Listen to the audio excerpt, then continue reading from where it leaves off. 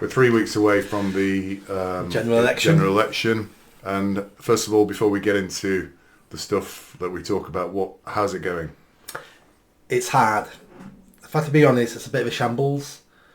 And that's not just me, that'll be everybody running a campaign. To have a 6-week election that you didn't see coming and no one saw it coming, to start from scratch is hard work for absolutely everybody.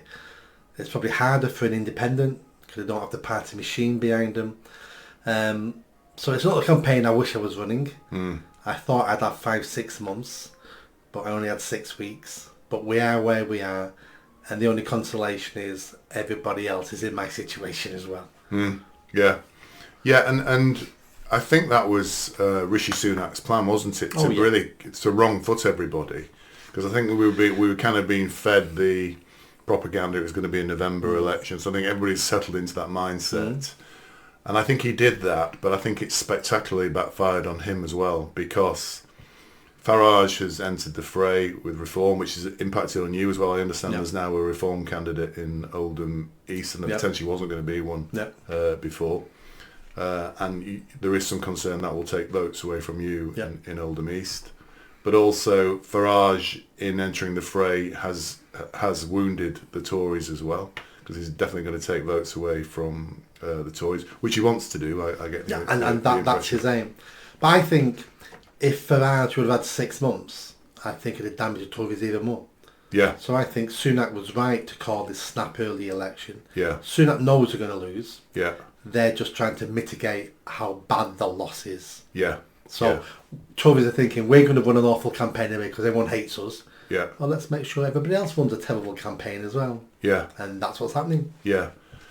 So I think we're going to talk about the election later, but the two things have happened, I think, that have impacted Sunak. First, Farage has entered the fray, which I think has again sideswiped the Tories.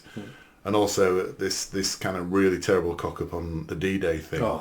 So I don't know. You couldn't make that up, could you? Yeah. Who are his advisors? Yes. Yeah. Who signed this off? Yeah. Who said this would be okay?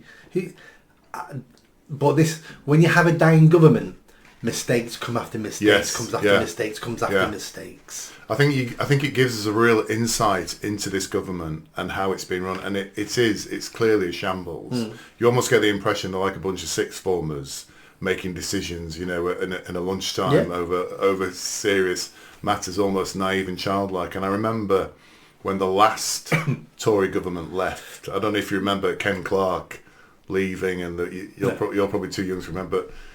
Ken Clarke had to kind of carry his own furniture out, and you just suddenly saw these are very kind of, poorly managed, poorly run people with no apparatus behind them, no substance. Yeah. It's just, and I think the Tories now are in that position. They're just crumbling, aren't they? Well, that's a good point, because you're talking about the major end of the major premiership. And that collapsed because he came out with a fantastic policy called Back to Basics. Yes. Meaning back to family values, back to morality. And within weeks from coming out with that, the press came out with all the MPs sleeping with each other, taking backhanders, being closet homosexuals. And it's like, well, that's what happens at a dying government, is you come out with policies that you've not thought about, and you just keep making mistakes because you're dying. Yeah. You're grasping at straws. Yeah. And that straw might save me. It might make it worse. Well, I'm losing anyway. Grasp at it anyway. Yeah. And I think we're seeing that with some of these crazy ideas they're coming out with now. And all Starmer has to do is just keep his mouth shut. That's all he needs to do. Yeah. Which he's not doing very well, but he needs to do that. Did you like that video? I think you did. Hit the bell, give it a big thumbs up, comment, and don't forget, I'm standing for election in Oldham East and Saddleworth. So please share this video, speak to your family and friends if you live in Greater Manchester, and if you live in Oldham East and Saddleworth, make sure you vote for me. Catch you soon.